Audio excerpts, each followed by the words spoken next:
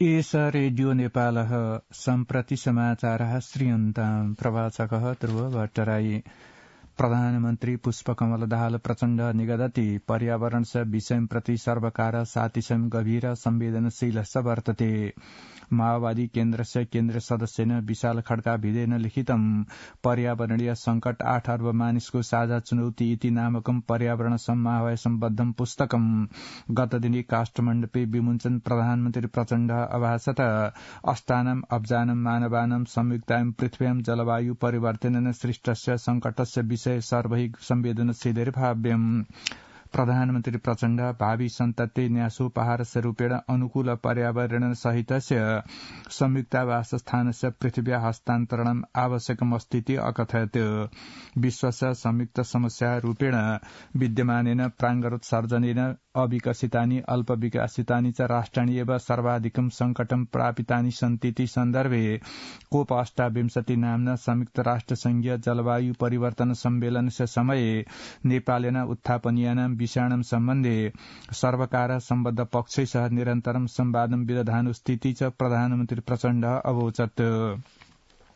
गत दिने एव साथसाथै फाउण्डेशन नाम्ना संस्था प्रतिनिधिमण्डलेन सह सम्पन्ने मेलने प्रधानमन्त्री प्रचण्ड नेपालस्य जलवायु परिवर्तनस्य उच्चै संकटे विद्यमानता हेतोः तदर्थं प्राप्तव्यम् अनुदान सहयोगं संकटापन्नाय समुदाय वितर्तुं प्राथमिकता प्रदास्यते इत्यभाषत।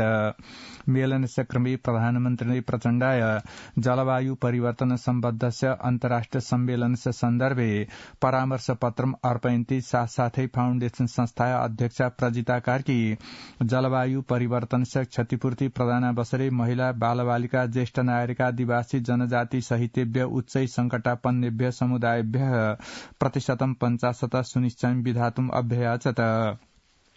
असौ COP28 सम्मेलनस्य क्रमे नेपालस्य मण्डपे साथसाथै संस्था दौ पार्श्व कार्यक्रमौ समायोक्ष्यमाणो स्तः इति सूचनापूर्वकम् आगामिनो डिसेम्बर मासस्य 4th दिवसस्य कार्यक्रमे कतार देशस्य राजकुमारी शेख आसमा अल थानी प्रमुखातिथिरूपेण सहभागिनी भविष्यतीति अज्ञापयत्।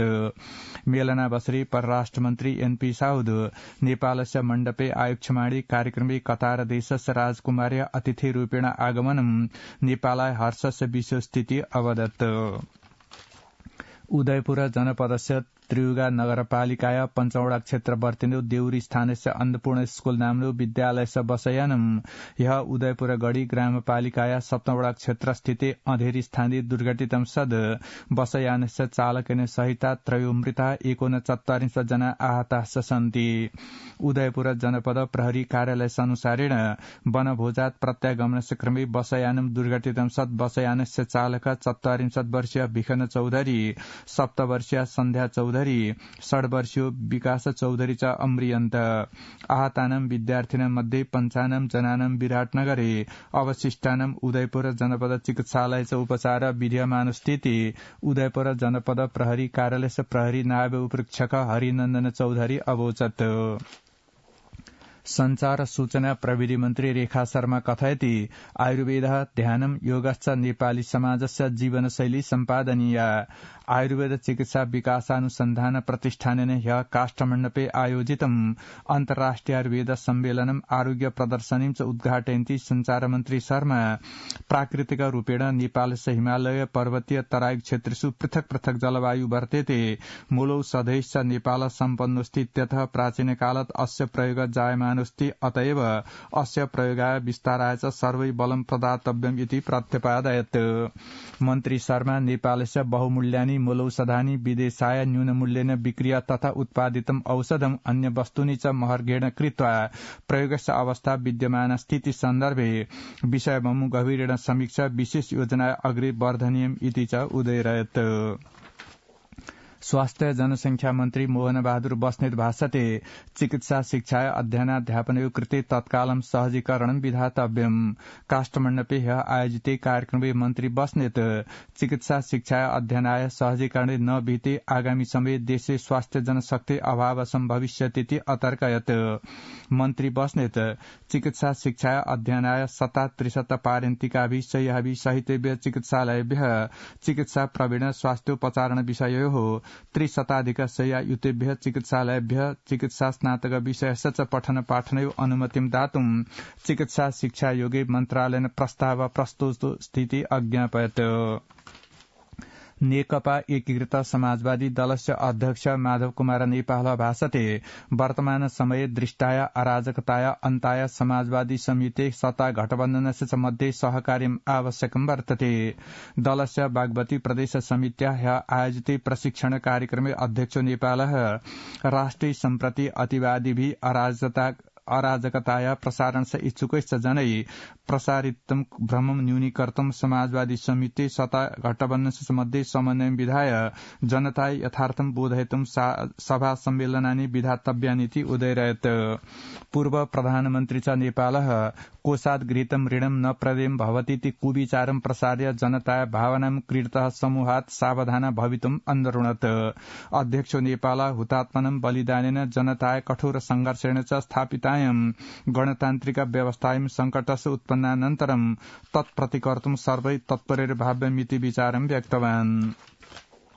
नेकपा एमाले दलस्य अध्यक्ष पूर्व प्रधानमन्त्री च केपी शर्मा ओली देशस्य विरुद्धे सम्प्रति विविधानि षड्यन्त्राणि प्रारब्धानि सन्ति इत्यतः सावधान भवितुं नेपाली जनतां अनुरोधि।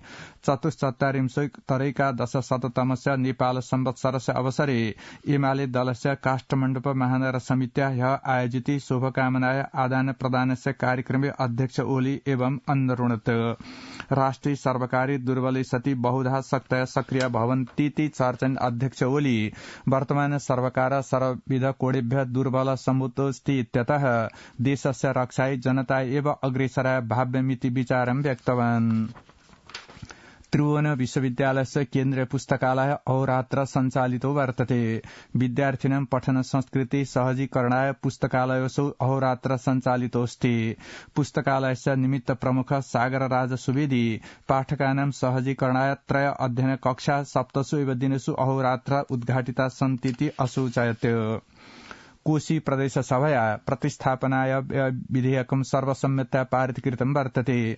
एतदनुसारेण वर्तमानार्थिक वर्षाय निर्धारितानां समग्रतः 37 अब्जानां 70 कोटिनां 87 लक्षाणां च रूप्यकाणां मध्ये सञ्चयनगत धनपक्षे 20 अब्जानि 38 कोटय 50 लक्षाणि 82 सहस्राणि च सञ्चालनगत व्ययपक्षे च 16 अब्जानि 31 कोटय 37 लक्षाणि 73 सहस्राणि च रूप्यकाणि विनियुक्तानि सन्ति। तत्पूर्वं मुख्यमन्त्रिणा केदार कार्कीण प्रतिस्थापन विधेयकस्य औचित्यम् उद्देश्यं च प्रकाश्य जनताय आवश्यकतानां समस्यानां च समाधानत्वेन आयव्ययकं विनियुक्तम् इति तर्कितम् आसीत्। प्रदेशसभा अपरोपवेश अद्य पूर्वाह्णे 11 वादने वसति। लैंगिक हिंसा विरुद्धस्य 16 दिवसीयम् अभियानं ह्यः प्रारब्धमस्ति। संयुक्त राष्ट्र संघस्य महासभाया महिला हिंसा निर्मूलन सम्बद्धस्य अन्तर्राष्ट्रिय दिवसस्य आविष्यम् आयोजनाय विहितस्य निर्देशानुसारेण प्रतिवर्षं नोभेम्बर मासस्य 25 दिवसात् डिसेम्बर मासस्य 10 दिवसं यावत् अभियानमेतत् आयोज्यमानमस्ति। शुक्रवासरस्य रात्रौ बर्दिया जनपदस्य गुलरिया नगरपालिका चतुर्वडा क्षेत्रस्य तुलापुरे अग्निदाहेन 4 जना मृताः 1 जना आहताश्च वर्तन्ते। स्थानीयस्य भरतचन्द्रस्य गृहे अग्नितपनस्य क्रमे सहसा अग्निदाहेन मानवीय क्षति सम्भूता इति बर्दिया जनपद प्रहरी कार्यालयस्य नायब प्रहरी उपरीक्षक तुलसीराम अर्यालः अज्ञापयत्। इजरायल देशस्य हमास विद्रोहिणस्य मध्ये प्रारब्धस्य युद्धविरामस्य पश्चात् पक्षद्वयेन बन्दीकृतानां जनानां उन्मोचनस्य क्रम प्रारब्धो वर्तते। इजरायल देशेन ह्यः 32 प्यालेस्टाइन देशीय बन्दीजना उन्मोचिताः सन्ति। हमास विद्रोहिण च 14 इजरायल देशीय बन्दीजना मोचिता इति हमास समूहस्य प्रवक्त्रा ज्ञापितं वर्तते। कतार देशस्य मध्यस्थतायां पक्षद्वयेन 4 दिनानि युद्धविरामं कृत्वा बन्दीजनान् मोचयितुं सहमति विहिता वर्तते इति समाचारः।